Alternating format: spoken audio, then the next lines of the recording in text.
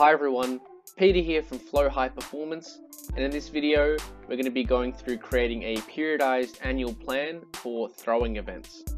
So in the athletics throwing events of shot put, javelin, hammer throw and discus, our performance of these throws depends primarily on two main categories.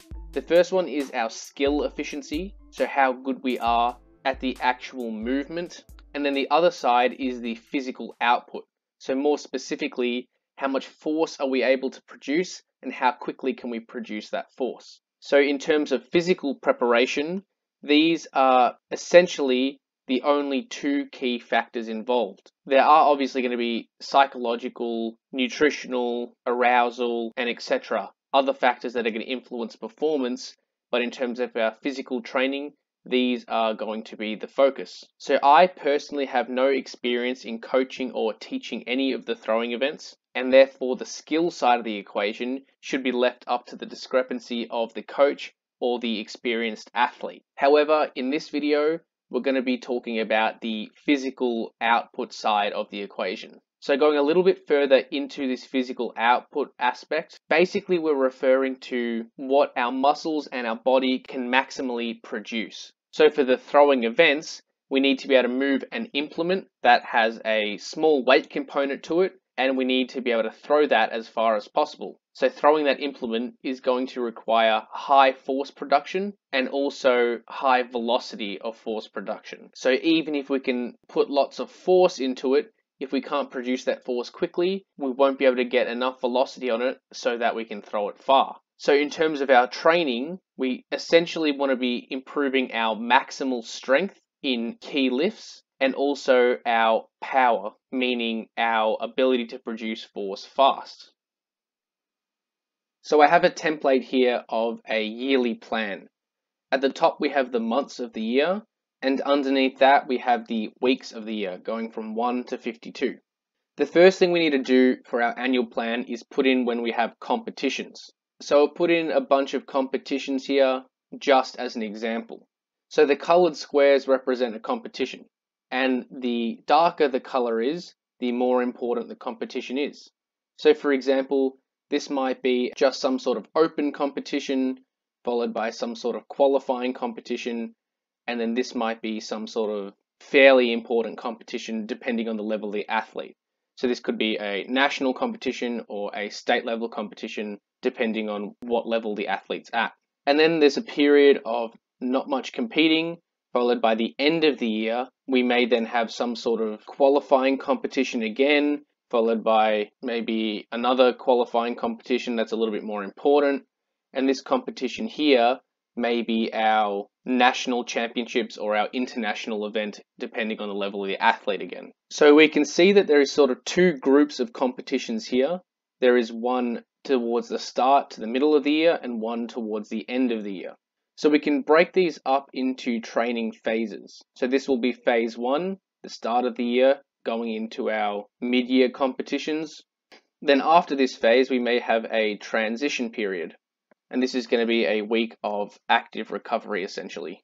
Then our second phase will be after the transitional period to our important competition later in the year. And we're going to call this phase 2. And then lastly, the last 3 weeks of the year may be an active recovery period in order to recover physically and psychologically from the entire training year. We can then split these phases up into training blocks or training mesocycles to allow for us to plan in more of a micro scale. So as you can see, I've split this up into 6 training blocks, most of which are 4 weeks long, and this one is 5 weeks long. So depending on the experience level of the athlete, the age, the weight, and also what the athlete prefers and responds best to, the length of the blocks can vary anywhere from 3 to 6 weeks. Then after this small transition period, we'll again split phase 2 up into training blocks. So once again, we'll split the phase 2 up into training blocks of 4 to 5 weeks in length. So each of these training blocks will follow the pattern of progressive overload throughout the training block, and then the last week of the training block will be a deload, or in the case of our important competitions, it might be a taper. So moving on now to our training qualities, we have our skill, our power, and our strength training. And as mentioned previously, the skill training is going to be planned by the experienced coach or athlete who is experienced and knowledgeable in a particular throwing event. In terms of periodizing our power training, we first need to explore what types of power training there is. So what power training we use for the throwing events is going to be dependent on the force velocity curve. So in this relationship between force and velocity, essentially the greater the force is, the slower the velocity is, and the higher the velocity is, the lower the force is. So we can do exercises along this entire spectrum. Maximal strength training will sit somewhere up here on the force side of the force velocity curve, whereas plyometrics and maximum velocity running are going to be situated somewhere down near the velocity end of the force velocity spectrum. If we think about throwing a light implement in the throwing events, obviously the implements are slightly different weights, but relative to maximal strength, the weights they're going to be using for the implements are not going to be very high. And therefore, for maximal distance, they're going to have to be moved as fast as possible. So the velocity is going to be quite high, and the force is going to be not too high during the throwing events. So they'll probably sit somewhere around here on the force velocity relationship. So we can do power training in a few different ways. We can do force dominant power training, which are essentially exercises higher up on the force side of the spectrum. So they're going to use heavier weights and they're going to be intended to move as fast as possible,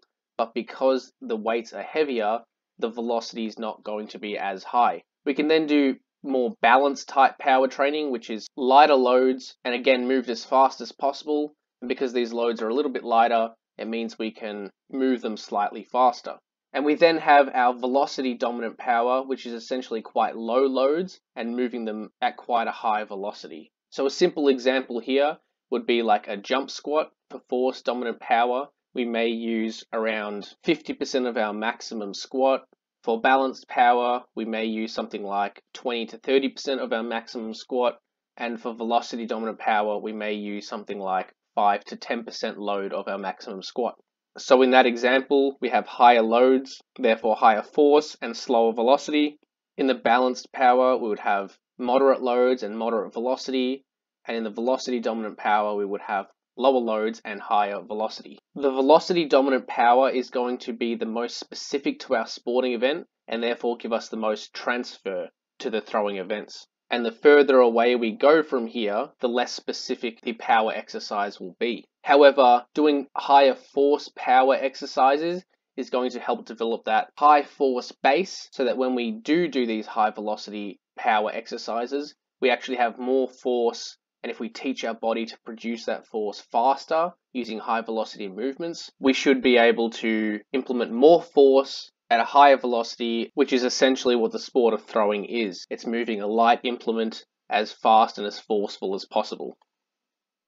So now going back to our annual plan, we can start to periodize our power training throughout the year. So since this first phase of training is not going to be quite as important as this second phase, we probably want to use this phase more to build a solid base and a foundation in order to capitalize on all that potential that we're building later on when we really need to be at our peak. So in terms of our power training, we might want to stick with more force dominant power training, especially earlier in the phase, and then transition to slightly higher velocity dominant power, and then later in the year have a couple of blocks in a row of pure velocity dominant power. So we may have the first 3 blocks here as force dominant power training, followed by the second 2 blocks as balanced power training, and then the final block as a short velocity dominant power block. So as we can see here, I've split this up into force dominant power training, balanced power training, and velocity dominant power training. And in this first phase, we have a longer duration of force dominant power training and a shorter duration of velocity dominant power training. Whereas here, when we really need to be at our peak, we have a shorter force dominant power training phase, followed by a longer velocity dominant power training phase. And that will hopefully transfer into better performance at the time that we need it, while building a foundation when we don't really need to be at our absolute peak. And in these periods here, these are transitional periods, so we're obviously not going to be doing any planned specific training. So now moving on to periodizing our strength training. Once again, we have to have a look at our strength training and what sort of strength training is best going to transfer to the throwing events. So in terms of strength training for throwing events, we basically have two semi-distinct adaptations that can help with our performance. So the first is the structural adaptations. So actually looking at the muscle tissue and growing that muscle tissue, named hypertrophy. And then we have the neural qualities. So actually increasing our force production in order to physically be able to move more weight. And these adaptations are not completely distinct. There's a spectrum involved and they both have interrelated qualities. In general, repetitions in the range of 6 to 12 reps are going to be more beneficial for hypertrophy, so for those structural adaptations, whereas repetitions in the 1 to 5 rep range, with obviously heavier loads, are going to be more beneficial for those maximal strength neural adaptations. So actually getting the nervous system to fire all those muscle fibers we have in a coordinated and efficient manner, and to make sure we're recruiting all of those muscle fibers maximally. So both of these qualities can help throwers, but essentially what it comes down to is maximal force production.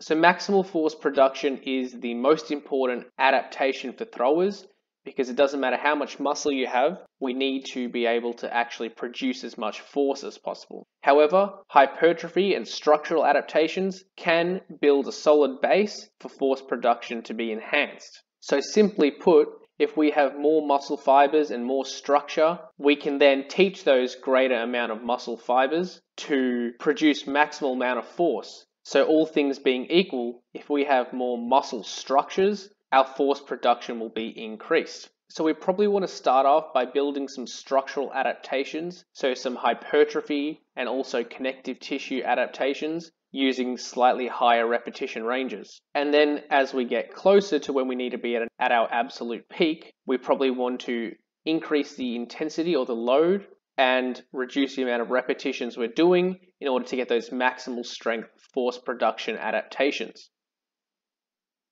So in order to periodize our strength training in the annual plan, we may want to do a similar setup as what we did with the power training, only this time we're going to have more hypertrophy training further away from when we need to be at our peak, and more maximal strength training the closer we need to be to our peak. So what we've done in a similar fashion to our power training is we have put more hypertrophy in phase 1, where we can build a solid foundation and don't necessarily have to be at our absolute peak. And then we have more general and maximal strength training in our second phase, where we really need to be at our absolute best. So if we have a look at our annual plan, how we've periodized our power and strength training, we can see that when we really need to be at our best, we have more velocity dominant power training and maximal strength training, which can have higher transfer to sporting performance in the throws. Whereas the further away we are from when we need to be at our peak, we have more general qualities, so force dominant power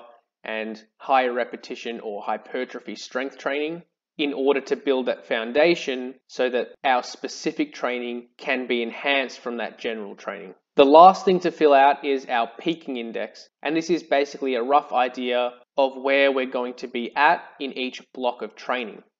So I've filled out the peaking index now, and we can see the lower the number, the better form we're going to be in for our throwing events. So as we can see here in phase 1, we're not going to be in the best shape further away from competition, and we're going to be in pretty good shape when we get to this point here. But because we haven't done too much velocity dominant and maximal strength training, it's still not going to be long enough to get those peaking adaptations. Whereas in the second phase here, we have a shorter general training block and longer, more specific training blocks, which means that as we get towards the end, when our important competition is, that's where we're going to be at our absolute peak. And hopefully at this point, we will be able to perform best at our throwing event. Thanks for watching, and hopefully you got something out of this video. Remember to subscribe if you haven't already.